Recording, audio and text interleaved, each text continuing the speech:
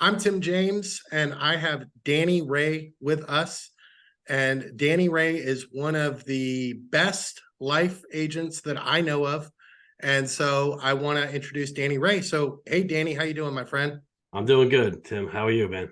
I'm doing good, brother. So, Danny, could you tell me how you got into the insurance space? I've been goes back to the early 90s, really. I got into the insurance investment business back early, I would say 93, 94, like Yeah. almost 30 years ago. And basically I was young. I was a young father in my late teens, early 20s.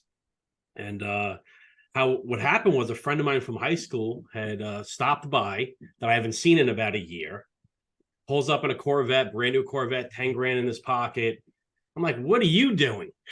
He's in investment insurance business. So I went there and passed my test and everything else. And I did investments and corporate finance for many, many years. There's not a thing I've not sold over the phone, whether it be, gold, stocks, debt consolidation, loan modification, you name it, I've done it over the phone. In the last 10 years, I would say 10, 11 years, I've been 100% in the insurance space, all 100% over the phone, telesales. So I started back in when I jumped into the insurance business again, life insurance telesales. I was at SelectQuote. I became their top agent at SelectQuote, and I broke off from them because I didn't believe in a lot of things they did. And I went and started Pinnacle Quote. And off basically our mission statement is put the client first, period. So that was back in 2017. And I've been 100% totally independent, marketing, everything since then.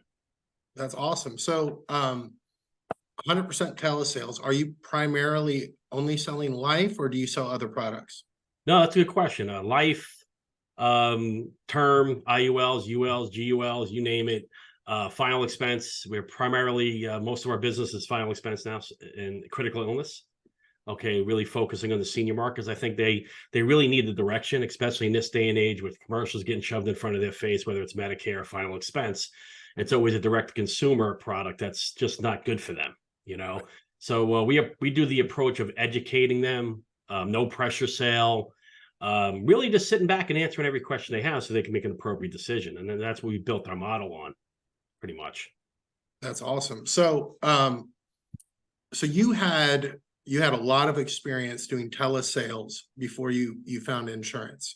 Yes. And so tell me, I think I saw somewhere that you worked for Jordan Belford. Is that right? Yeah, that's we'll go back again. We'll go back in time again. In 1994, okay, when I first jumped into the investment insurance business, okay, I was a cold caller at Stratton Oakmont, 1955. What was it? Marcus Avenue. I think it was in Lake Success, if I remember right. And that's when I originally learned the straight line pitch. Back then, it wasn't even called that. It was, and again, it wasn't like me and Jordan were buddies. We hung out. That's not the case. He was the owner of the firm and he had about 400 people there. Right. So a lot of people confuse that because I've had people think I was Daniel Porish from the movie. No, that's not the case. So that's happened quite often. But that's where my foundation was, the very simple approach of selling over the phone, keeping it simple, get to the point, really let the client talk more than you, ask good questions, button your lip, and they'll give you the blueprint how to close them or how to sell them. You just have to ask good questions. That's the main thing in sales. A lot of times agents, they think it's the reverse. They got to talk too much. When a sale over the telephone is literally 90% tonality, voice inflection, asking good questions, and then listening to the client, and then giving them what they want, what they need. Not the max sale, try to do the max offer and stuff like that. But what do you need, Mr. Jones? Let's figure this out. And it's a conversation. I tell a lot of agents it's like walking down the beach, skipping rocks with a client, just having a conversation. That's all this is. It's not a sale. Don't put pressure on yourself. So it's more so just having a conversation like a friend, and just finding out what they want, what their needs are, and just filling those gaps for them. you know? I 120% agree with you. I think a lot of people, especially people switching from face-to-face to telesales, they overcomplicate it. Yep. It's just this pressure. And Yeah. another thing I've noticed with insurance agents is call reluctancy. So it's like they have like a bad bad few days where Yep. they're just getting hung up on and yelled at, and then it just gets in their head. How do Yeah. you combat call reluctancy? That's a great question. And you're absolutely, you nailed it right there. A lot of it's all about mindset and how you approach the business. Okay. Obviously when you're face to face, you're going out in your car all day, you make appointments, people no shows and things of that nature, but you get that physical contact, right? In telesales, you have to literally walk into it with acceptance. That's a big word in this, acceptance, accepting that, okay, I'm going to use 10 leads as an example. You get 10 leads a day. You got to tell yourself, you know what? Number one, I'm not going to close everybody. I don't care how good I am. Just not going to happen. Okay. You have to go into the day of, well, you know what? I'm searching for the 3 to 5 people that I want to speak to. Everybody else is just getting out of the way. I just got to shake the tree, let the dead leaves fall out. So I think if you have, it's definitely a mindset, and that's what I teach in my masterclass that I have for agents. Is first and foremost is mindset. That's the foundation, and you have to approach each day with acceptance. Okay, I'm not going to close everybody on the phone. All right, I'm going to get an FU here. I'm going to get somebody that just wants to think about it. That's fine. I got to get through those to get to the 3 to 5 people that I want to speak to that we can connect with. And out of those 3 to 5 people, I'll write 2 to 4 deals. And that's what the mental focus has got to be. You're going to get hung up on. It's just you just got to brush it off, move forward, you know? Kind of funny. It's actually kind of funny. If you look at it like a game, Yeah. where when the more angry they get, the funnier it is. Yeah. It really helps you detach yourself. Yeah. Really important, man. Yeah, for sure. So, okay. So sales, call reluctance. Now, as you know, people talking to an insurance agent that is brand new to the industry, okay, there is a lot of bad information out there. There's a lot of getting over on other people. What advice would you give to a brand new, like just licensed insurance agent that wants to start selling life insurance, and where to go and what direction to take? That's a great question. First and foremost, don't listen to 90% of the agents out there. Okay. Don't listen to an agent that hasn't done it themselves. Everybody wants to talk. Nobody wants to do the walk, right? So you got to find somebody that is experienced, that's well known in the business, okay, a mentor that knows the business, period, to direct you. The worst thing in the world that I see agents going through is they get pulled in 25 different directions. They don't know which way is up or down. They're saying this is the best leads, that is the best leads. The bottom line is most of the leads in the industry that you get from an IMO, most of them, not all of them, are watered down leads that get resold 20 times to different agents. And they tell you it's an exclusive lead. Tell you they'll sell your parents, sell your family members. I've never sold one policy to my family. Okay. I've never sold. I mean, very rarely do I ever sold to my friends, you know? So they really have to find a good mentor. They have to listen to somebody that does the business correctly. Again, worst thing in the world is listening to 9, 10, 15, 20 different agents that are at the same level as you, and they're all speaking at both sides of their face. You know, it is. It's nothing negative to say about agents, but they all want to have the answer, and most of them don't have it.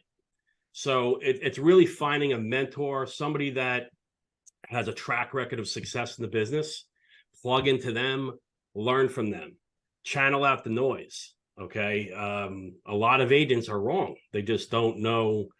They know what their manager told them. Okay. And they're going to go through it and they explain it to you like it's gospel, you know, and it's not, it's watered down. So a new agent coming to the business, do your homework. Don't jump from IMO to IMO to IMO. Just try to stay away from the 3-letter acronyms best as possible. Those are just multi-level marketing companies. They make more money off the leads than they do you right in business. And just try to find the pioneers in the business that do, whether it's face-to-face, telesales or commingle with both. There's a few out there that do both. So it's just listening to the right people and Yeah, staying absolutely. away from the noise, you know. Absolutely. Now, so one of the things I see, especially with agents that are selling final expense, is I see obviously trying out a bunch of different lead vendors. Mhm. And I see a lot of times agents get chargebacks and then they like go broke, or they'll switch contracts or carriers. They'll start selling different insurance companies, and then they get themselves into this huge mess. Yeah. So that being said, lead source is really important, and then how you qualify the lead, right? You don't want to Yeah. take just any person.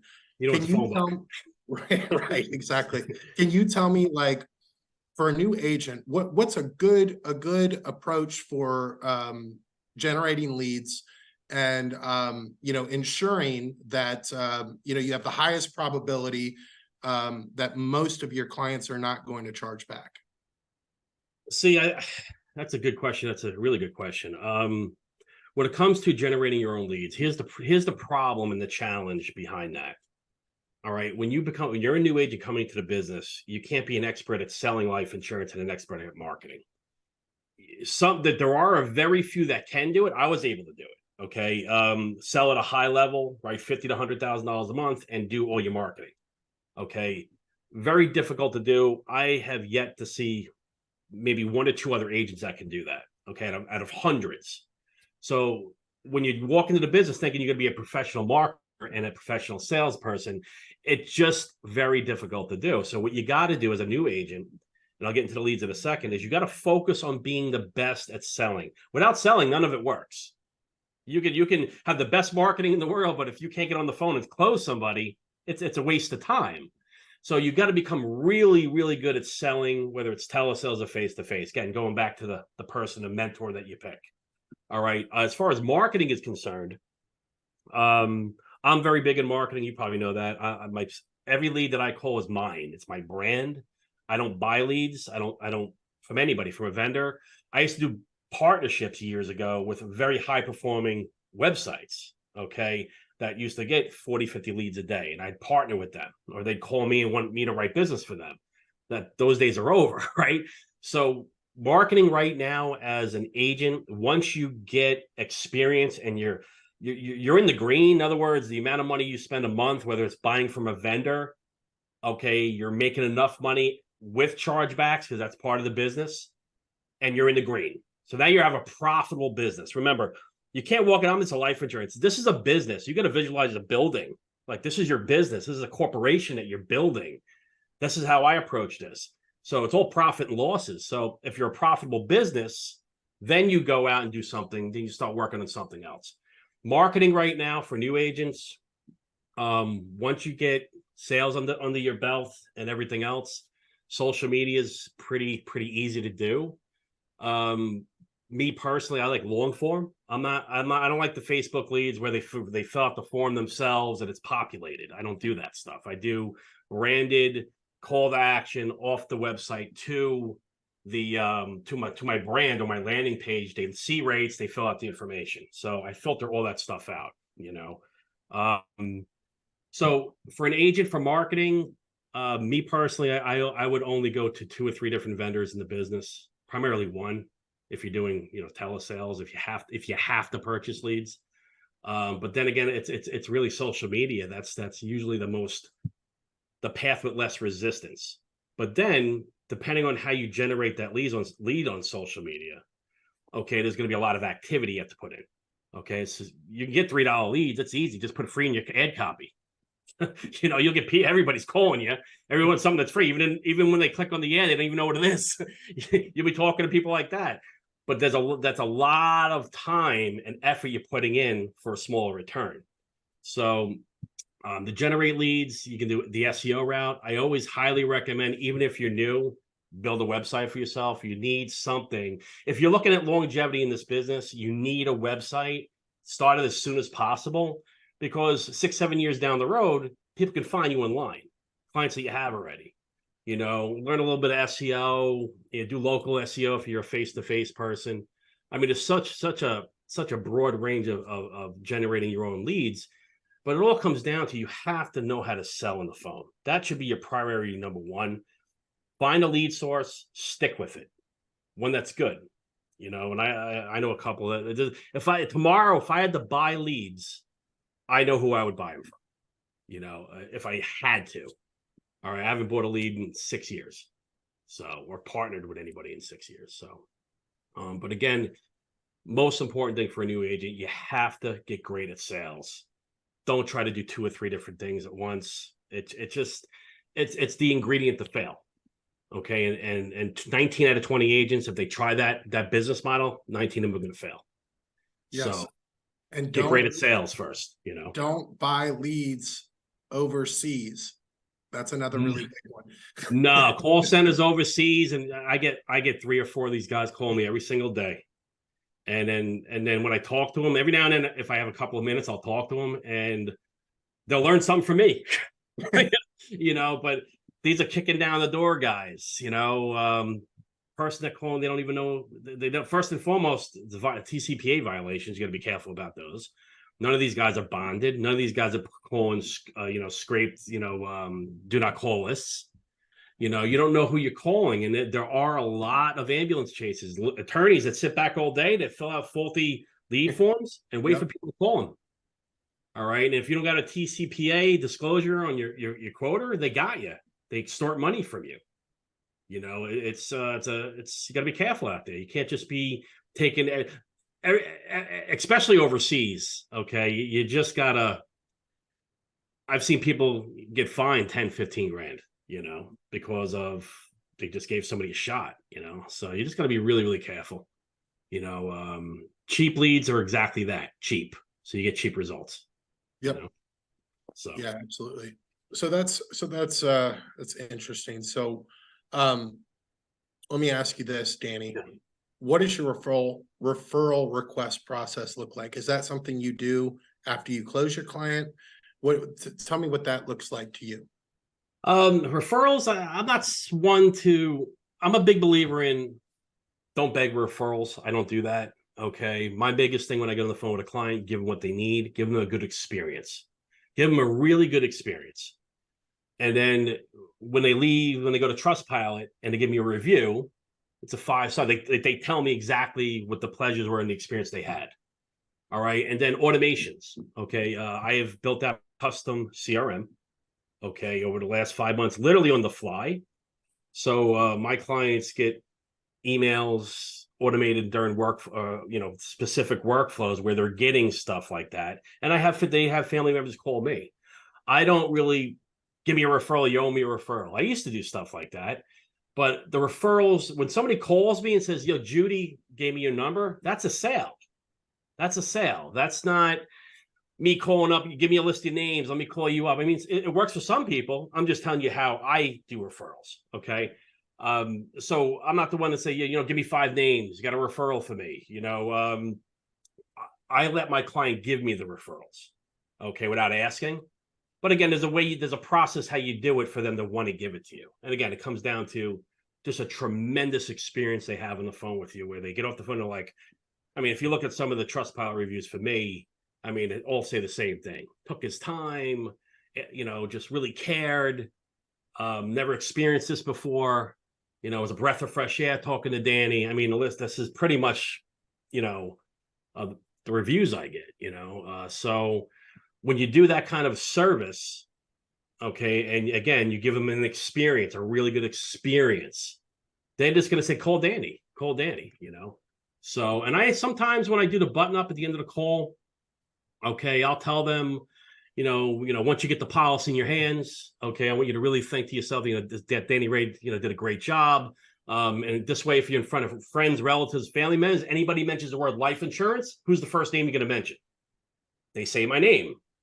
So my button up, that's what I get from them. Danny Ray, exactly. So I make them say it without me having to say, you give Danny Ray a call, tell him to give me a call, stuff like that. And also, we send out a really, really good welcome pack for my agency. It has a magnet that goes in the refrigerator. Now, again, family members come over. Who's Danny Ray? And that opens up the door to explain to them, well, Danny is my insurance agent. And then they tell them about the review and experience they have. Next thing you know, the family member calls me. So a lot of the referrals we have are completely organic. Completely organic. Fantastic. Fantastic. So you've been building out your CRM over the last 5 months. Tell me what that's been like for you. Listen, man, I love it. I get goosebumps talking about it. All right, because in this industry for years, you know what, whether you have Vanilla Soft, and I can name 10 others, Soho, it doesn't matter. An IMO CRM, they're all missing something, right? They're all missing something. Either they don't got the sunroof, they don't got the wing on the back, they don't got the supercharger under the hood. They're all missing something. So GHL, you're very familiar with GHL. I sat back, I think it was about a year ago. I was like, you know what, maybe I'll jump into this. Start building one. At that time, they didn't have an HTTP posting. You couldn't post with an HTTP. You had to do Facebook short form. You had to pretty much do that. Now you're able to do the HTTP post. So once I realized that, okay, I jumped right into it. And in May, end of April, beginning of May, I sat down and I literally reverse engineered the CRM. Like literally jumped on the phone, started making phone calls. Okay. And at every client reaction, I would stop, I would build a reaction and a workflow.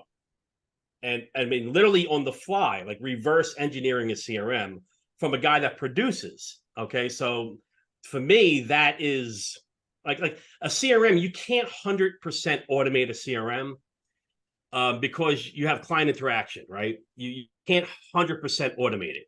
You could get to 99, 98%, but there's got to be some sort of actions that you have to do. So along the way, and now 6 months later. All right, now, I mean, I just started my 100-day march in August, and I used the CRM the entire time. It's the best CRM I ever had. I still tweak it. Every actionable offense you can, reaction to a client you can think of is in it now. It's just wonderful, and it just it does almost everything. Like not only that, just the subscriptions. I used to spend $3,000 to $4,000 a month on subscriptions of the third-party subscriptions. I got that under $1,500 now because of the GHL CRM. Yeah, so, and I tell people this all the time. When you buy a resold version of High Level, what you're really buying is that person's sales process and their marketing process. Yep. It's a clone. It's an extension of what they do, because there's a million variations of how you can have everything fire off, right? Yeah. So that's a really important thing. I always tell people that, like, if you're not going directly to High Level and you're going to buy a reseller, you need to know who is the brains behind it and what does their sales process look like. And a lot of the times it's not even an agent. Right. It's not even somebody that's done the business. Yep. They're just building something that they think might work. Right. And that's the big my CRM is built from the teachings of the masterclass that I have. Okay, that teaches call schedule, everything from mindset to sales automation to everything.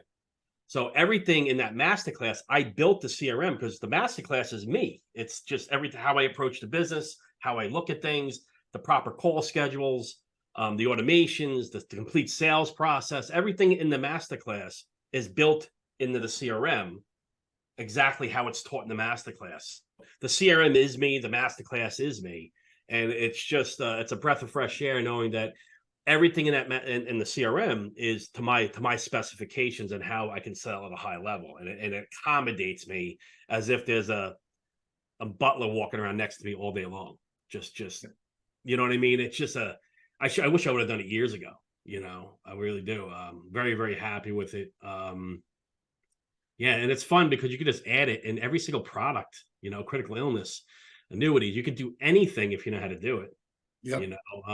It's highly scalable too. If other agents want it, so potentially it could be a revenue stream too, so, but if it's helping other agents, then it's a win-win for everybody, 100%. And there's been a big, and I, my company Builder Sessions, that's kind of what we what we aim to do is to empower insurance agents Yeah. and teach them how to build and go high level, how to build Yeah. marketing campaigns and all those things. And what's cool about it is that everything that you do, you can save and then shoot it out to other people, you know, so they can just pick up where you left off. Yeah. Speaking of technology, all right, so tell AI, like I know, okay, where do you think AI is going to take the insurance space in the next 5 years? What do you think is going to happen? I mean, I don't want to be doom and gloom. No, that's a good question, because I'll tell you right now, when it was a year ago that ChatGPT just sticking their heads up. You know what I mean? 13 months ago, nobody knew what ChatGPT was. And look how far it's gone, and look how much tentacles are in everything now. AI, it shocks me more and more every week and month. I use AI a lot in my business now, a lot. Multiple solutions that I use.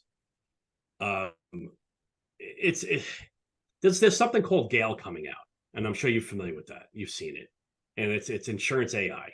Okay, the AI had to actually pass the insurance test.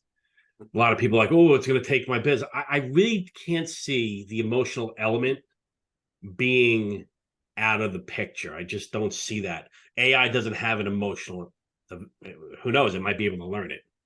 But at the end of the day, I just think the way the bots are now, Sintra. I mean, there's so many different things now that, and again, next week will be something else that I think in 5 years from now, you might just be a programmer, man. You might just be a programmer. There's something that has to oversee what AI is doing. Also, they need somebody that's held accountable when they do something wrong, because AI can be taught to do something wrong, right? So that's where the human element must be interacted in that. You can teach AI to do good things and bad things. You know, you can teach AI to sell a certain product, and it'd be bad for the client and good for you. So that's why there's always got to be some sort of accountability. All right, well, it was AI. It was AI. There's going to be a human accountability. So as long as there's human accountability, because you can't blame an AI, right? There's got to be somebody behind that. A human, an agent, has to be involved with the process. I just don't see it. I mean, again, a lot of agents get scared of AI. You know, they think that's going to be the business going to be done. But I just think that insurance companies, that you got to look at from their point of view, it would save them money. They can just do it themselves, right? But I think the regulation and AI, there could be bad things that AI could be used for. You know, so I think when they have three parties or not an arm's length relationship, I think they'll stick to that. Regulations will stick to that. So I that's my belief anyway. But again, I mean, AI, it works. It moves so fast. I mean, I remember I was putting together a 5-part YouTube video on AI and how to implement it in your business. By the time I got done with the third one, the first one was obsolete. It was just it was moving so fast. So I just completely scrapped the 5 because it didn't add value. I would be teaching agents how to do something when 3 weeks later it'd be outdated. Something newer is out. So I pulled the plug on that, because then I just sat back, and that's when I started building the CRM. And I just sat back and I just paid attention to what was going on in the industry. I disengaged for a while, you know, for a few months, because I just wanted to see and get gauged. Because if I'm ever going to offer advice to an agent, it's going to be something I did myself and it works. Right. That's the only time I ever consult an agent or give them suggestions, as if I did it myself. I don't ever just, yeah, this is good, you should try it. Like A-setters. I'm your biggest cheerleader, because I did it and it worked, and I got just significant results. You know, anything I do is like that. New quoter that's coming out now, all right, for life insurance agents. Quoplicity. That'll be on every one of my websites. Brian Greenberg and Tim Nolan. They're coming out with that product that's going to pretty much revolutionize quoters on websites. I've been proud to be beta testing that for them, you know, and it's going to be on my website within a week, every page, you know, just giving the client more interaction, you know. So again, that's something that I will do a review on, because it's something that I believe in, and I think agents will get a lot of value out of it. So For sure. For sure. And, honestly, I think by the time AI could possibly replace insurance agents, it will have replaced everyone else. So absolutely. Yeah. I think there's Yeah. a window of time right now. Yeah. I believe this is like we've discovered gold, right? And there's a Yep. window of time to take advantage of it. And then, by the time it gets replaced, who knows, we'll all just be, there'll be world peace and hopefully. Yeah. And yeah. And here's another thing. I mean, they might want to overregulate it, and Right. that'll kill it right there. Once they see something, once something happens when they didn't want happening because of AI, they just, it's because again, it's evolving. It just evolves on a daily basis. It's crazy, man, how Oh, have you seen Hyperwrite? You ever heard of Hyperwrite? hyperwrite. What is that? No, I don't think so. Oh man, this will scare you. So Hyperwrite is it's an AI tool that it was similar to like Jasper AI, like it's like Okay. for like writing, and but they released a personal assistant that basically is a Chrome extension, and you can give access to your browser and you can tell it to do tasks and it will do those tasks on your behalf. Really? See again. Yes. See, that's another thing. Just Yeah. another one. Right. Right. That I'm going to check out because I'm big on putting systems efficiency. I'm big on efficiency, and this is Yeah. the kind of stuff is big making things extremely efficient, which saves you time. The more time you spend on better things, more money you make. But no, I'm Yeah. looking at it right now. Yeah. It's not 100% there. I mean, I'd say it's about 50%. Yeah. The point I'm making is that's we're going to have autonomous agents that are, Yeah. are going to be able to clean up our emails, do Facebook mark, whatever it is. I mean, that's where Yeah. we're heading, Yeah. It's and you really got to, in this business, you really got to get good at prompts. Now, Yeah. if you're using ChatGPT, you gotta know how to ask it the prompts and everything else. And again, ChatGPT, it intertwines in everything. Hyperwrite. I mean, ChatGPT's in everything. So I tell agents all the time, if you're not using that daily, you're never gonna catch up. You just never. You got the traditional way of doing things where you're writing your own emails, you're sending your own text messages. How much time that way? You can spend 20, 25 minutes, 30 minutes sending an email to a client, you know, based off of rates you're sending them, a follow-up, whatever the case may be, when my CRM or, AI can do it in a millisecond.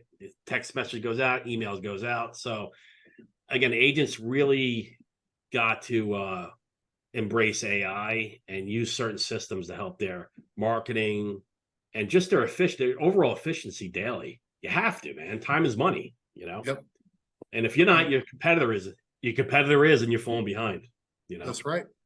That's right. VAs, AI, and automations are gonna, Yeah. take up one person and you can, do volume like an agency. Yeah. It's amazing. There's a lot of opportunity. There is a lot of opportunity right now in the And I insurance think the industry. value too, an exit strategy value, building an appropriate system that somebody can plug into, Right. or a VC company or an agency or an IMO can plug into, and it's scalable. That's a huge, huge value for an agent that maybe wants to exit one day. You got to build out a system that it's valuable. Okay. So that's important too, for us dinosaurs in the industry. you know, you know. But yeah, no, it's amazing, man, what the industry is. And again, it's amazing what happened last year, but wait until you see what happens in the next 6 months, man. And then a year from there. It's like you said before, where is it going to be in 5 years? Yeah. It's amazing stuff that's going on. Well, I saw a study, or yes, there was a study, and I don't know the direct source. It's just something I heard, but basically what I heard was man's knowledge has doubled every 100 years since, like, I don't know, like since the beginning of time. Yeah. Every 100 years it's doubled, and then in the 1900s it was like every 30 years, right? And then right around then it became in the 90s like every year. And Yeah. now it's with AI, it's like every month, and it's going to be like every day. So, Mind blowing, really, yeah, it's insane. mind blowing. It's crazy. It really is crazy, right down to the videos. And It's just everything that it can do now. It's just, it does everything. There's not a thing that you can think of right now that it's not doing, or give it 5 minutes. Give it 5 minutes, you know. So yeah, man, it's crazy stuff. Crazy stuff. Well, that's awesome. Well, Danny, I really, really appreciate you hopping on with me. I think this will be very valuable to a lot of agents. Can you tell me, are you still doing your master class, and is our agents, where would they go to get that? Yeah. So the masterclass right now, I switched it up to, it's now called a life telesales mindset and sales mastery course. What I did was I took out the lead gen mechanism inside the pack, because I just think, going back to we spoke to before, having a new agent learn sales and then give them a marketing tool, they're just like this, you know, get good at sales first. So you go to lifetelesales.com. Okay. And what we did for just the mindset and also the complete sales process. Okay. We dropped the price down to, it's a price of one app, the right one app, the commissions you make on one app. And then we did a 40% discount for it for new agents. So you'll learn exactly how I sell, my sales process, everything from mindset all the way through the sales process, rebuttals, everything, for $504 a month. I mean, $504 overall for life. So not a month. All right. So one time, it's a price of an app. And I guarantee you guys, you'll be writing multiple apps more, just a week, on a weekly basis. But you go to lifetelesales.com. We just revamped it. We made, we actually built it out in GHL. We moved it from Thinkific to GHL. Makes it a lot easier. Yep. All right. Now I'm more engaged now with agents now, because they could just text message me and message me, or email me. It's right through the system. But lifetelesales.com. Yeah. And you know, it's I've had over 300 agents take that course, and never had it helped every single one of them. So awesome, brother. Yeah, we'll put the link certainly under this. Yeah. So, man, well, I appreciate it. And if you need anything, let me know, man. And I hope you have a great day. Thanks, man. I appreciate it, Tim. Hey, man.